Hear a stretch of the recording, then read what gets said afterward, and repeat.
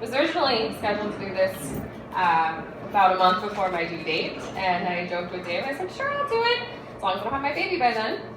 And we all know how that turned out. So that actually has a lot to do with kind of when I was thinking about my story and kind of the overarching themes that I've recognized in my walk with God. And I was thinking of the verse in James chapter 4, verse 13. "Now listen, you who say, today or tomorrow we will go to this or that city, spend a year there, carry on business, and make money.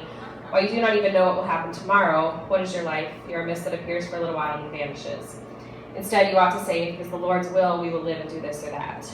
And that's kind of been the most defining moments of my life have been what I least expected. Anyone who knows me knows I'm a planner. I like schedules and organization, which is harder now with a baby, but all of the defining moments of my life were when things did not go as I planned.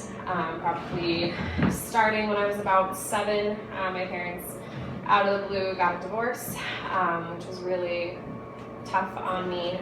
And so that was a huge adjustment in my life. They did a really good job of making my life as normal as possible, and we had a good relationship and everything. But that was, kind of crushes your childhood fantasies of everything being happy and great. And so that really forced me to grow up a little bit. And over the next few years, we got a lot involved more with church. I grew up in a Christian home, but we didn't really get too involved in, active members of a church until I was, a little after 7. Interestingly enough, both my parents got involved in the same church. And fast forward 5 years, they both come and tell me, "Oh, by the way, we're in love this time, so we're gonna get married." So, wow, that's great.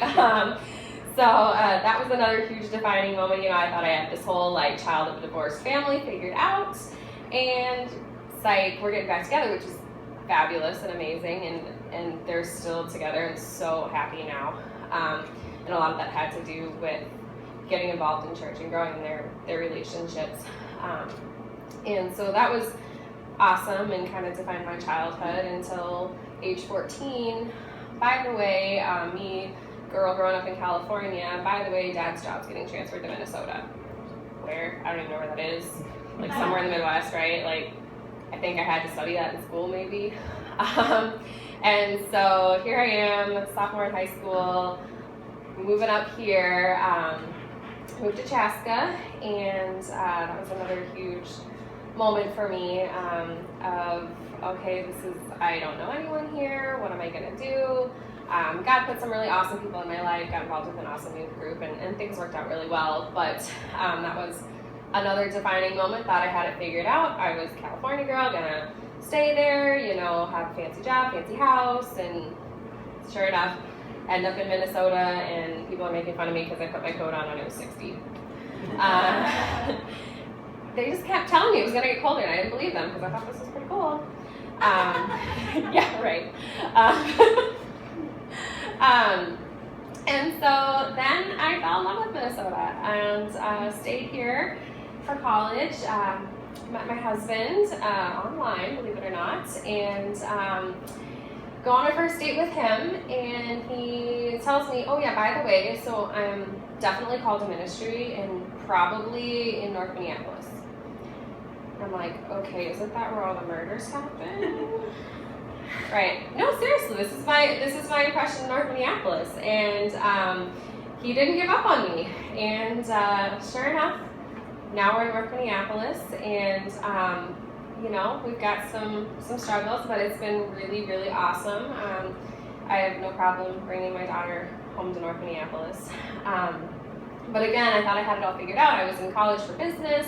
I was gonna get a fancy schmancy, loft downtown and work for a big accounting firm, and ended up taking a detour to education, and I have a degree in early childhood education, and right now staying home with my daughter, but love kids, love education, so glad that nothing went as planned.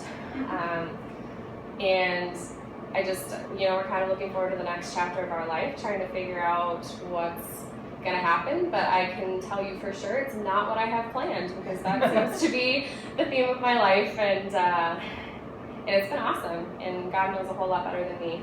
So I'm just really looking forward to that. Thank you.